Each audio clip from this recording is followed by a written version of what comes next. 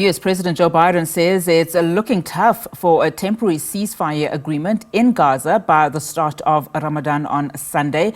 Biden, speaking to reporters after visiting a family at their home near Philadelphia, also says he's concerned about violence in East Jerusalem without a ceasefire. He also announced that US military will set up a port in Gaza to assist in humanitarian aid. Now, for more on this, let's now cross live to our correspondent, Alex Cadier in Jerusalem.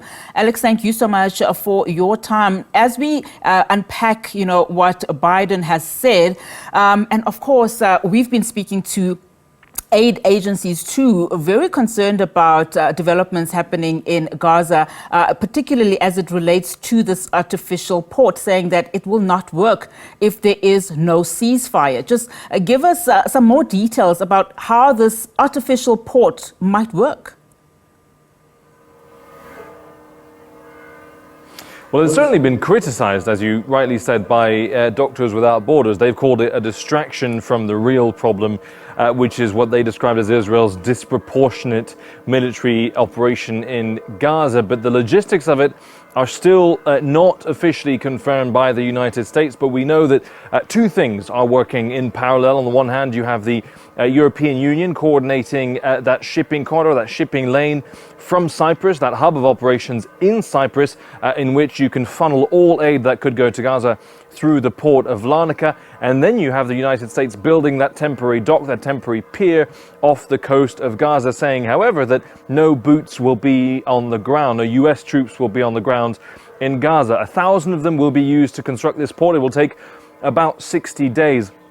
Once it's built, we assume that bigger ships will be able to dock there and therefore deliver much larger shipments of aid to Gaza. In the meantime, that EU mission already getting underway. As you just pointed out, some of those ships are expected to sail either today or tomorrow. It will then take 2 to 3 days of sailing to get to Gaza.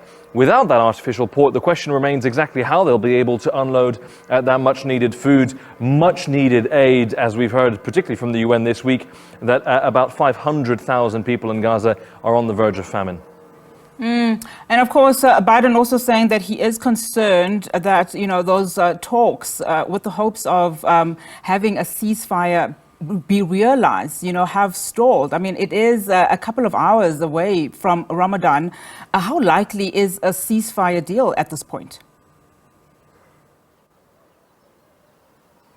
Well, it's going to be tough, and that's what Joe Biden said, very aware of the tensions in those negotiations, the fact that there are still the same sticking points that we've seen for the last few days. We have no updates on those sticking points. One being the Hamas request of the total withdrawal of Israeli troops from Gaza. Joe Biden also said there would be absolutely no compromise on that. Israel also asked Hamas to provide a list of the surviving hostages, which Hamas said it could not do. Those are two of the sticking points. And finally, Hamas wants Israel to allow men of fighting age to return into northern Gaza, something Israel is not willing to compromise on. Those are the main sticking points. Still no resolution. It will be tough, as Joe Biden said, and particularly in this city of Jerusalem, here in East Jerusalem, you can really feel that tension building up, and the tensions linked to the war in Gaza could also spill over to this city as well.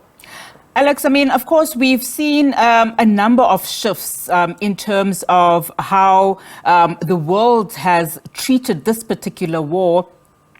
Most recently, of course, from the United States with the US, the Biden administration specifically calling for this immediate ceasefire. On the ground, what are people saying, particularly as you have been going between Jerusalem, Tel Aviv, etc., in the Middle East? Are you seeing a shift in perception in terms of how this war has particularly devastated the people of Gaza?